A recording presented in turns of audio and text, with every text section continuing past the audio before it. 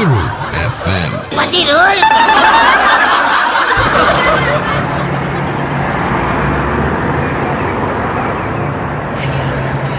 නෝනාවරනි මහත්තුරුනි මේ බස් රථේ ගමන් ගන්න ඔළුව තියෙන බුද්ධිය තියෙන අයට පමණයි මම කතා කරන්නේ. අනිත් අය මට අදාළ නෑ. දැන් මට විශ්වාසයි මේ බස් රථේ වාඩි වෙලා ඉන්න මොලේ තියෙන බුද්ධිමතුන් පමණක් මගේ දිහා බලාගෙන මගේ කතාව අහගෙන ඉන්න බව.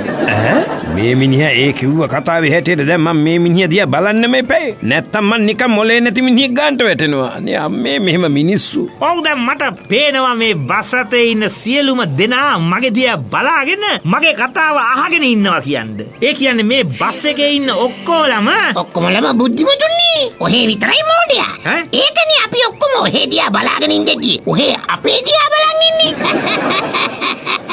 ඔන්න ඕකට තමයි මහත්තුරුනේ කියන්නේ මෝඩයා කටාරින් නැතුව ඉන්න තාක්කල් පඬිතෙක් කියලා. හරි. දැන් ඔහේ මොකද්ද දැන් බුද්ධිමත් අපට කියන්න යන්නේ? ඒක තමයි. කියන දෙයක් ඉක්මනට කියනවාකෝ. නැත්තම් අපිට මෙතන කන්දෝස් ක්‍රියාව ඉවසන්න බෑ. ඔයා කියන්නේ මෙයා මං නම් ආසාවෙන් අහගෙන ඉන්නේ. මොකද මම බුද්ධිමත් නිසා. මං ආසෙ ඔයා දිහා බලාගෙන අහගෙන ඉන්නේ. අන්න නනවති. අන්න කිරි උතුරනකොට මුට්ටිය හතර වටින් කිරි වැක්කිරෙනවා වගේ ඒ නෝනාගේ බුද්ධිය වැස්සෙනවා. ගලා යනවා. ඕකට තමයි මහත්තුරුනේ කියන්නේ බුද්ධි ගලණය කියලා. බුද්ධි ගලණය.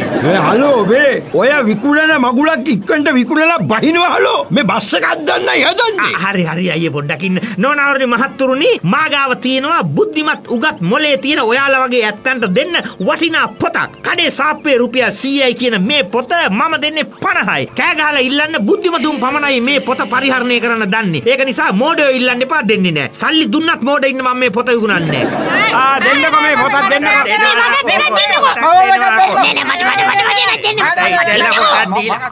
හරි කලබල කරන්න එපා ඔක්කොටම දෙනවා ඔන්න රයිට් ඔන්න ඔයාගේ 50කෝ දෙන්න මේ මාත්‍ය පොත ගන්න මේ නෝනා පොත ගන්න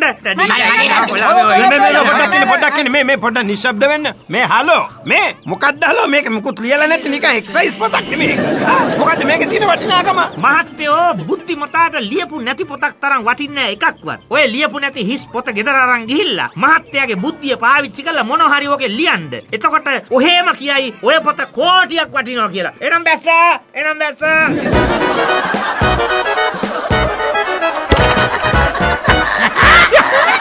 මේ වගේ වයිතින් හිරු පටිරෝල් වලින් විතරමයි ඈ.